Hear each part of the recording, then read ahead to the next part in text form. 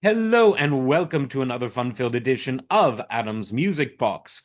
Today, I want to talk about one of the most important albums in all of hip hop history. It's from 1987 and it's the album Rhyme Pays by Ice-T. Now, I've talked about Ice-T a lot on this channel. He is, for me, the ultimate hip hop and ultimate musical storyteller.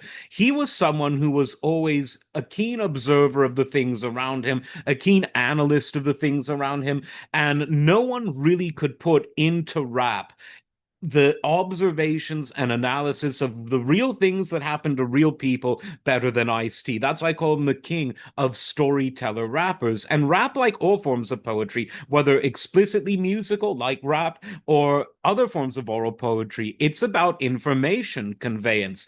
The first poetry was oral, and it was a way to tell people real stories with real morals. Why? Because if it's got rhythm and rhyme, you can remember it more than prose.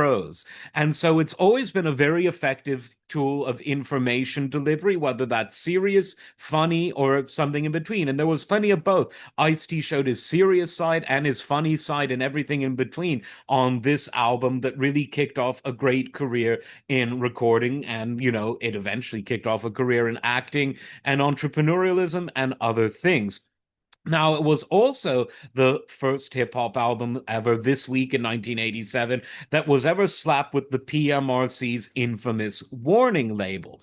Now, the style of rap that Ice-T was doing was, at the time, they called it reality rap. He was one of the pioneers of it. It really originated in its commercial form on the West Coast. There were earlier primogenitors, people like Schoolie D, and there were earlier West Coast icons like Egyptian Lover, who you could say were some of the earliest pioneers of West Coast hip hop. But what really put West Coast hip hop on the map were two albums. There was Rhyme Pays by Ice-T, which was followed up fairly shortly after by NWA's Straight Outta Compton. And those two acts, NWA as a group and Ice-T as a solo artist, really put the West Coast on the map. And the lyrical style is what immediately differentiated it, even before people like Dre and DJ Quick and Warren G created a new production style that made it sound different than East Coast and other forms of hip hop.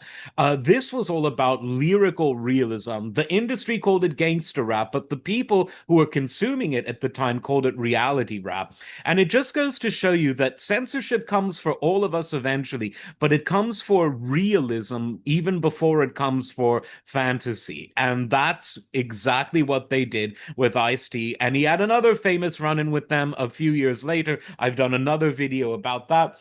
But check out this album because even though the production style is of its time, it's fun, it's tight, lyrically it's right on, and the song 6 in the Morning alone is the kind of thing that everyone at a karaoke bar from from Japan to South Central will know the lyrics to because it's iconic and it started off a really, really great career.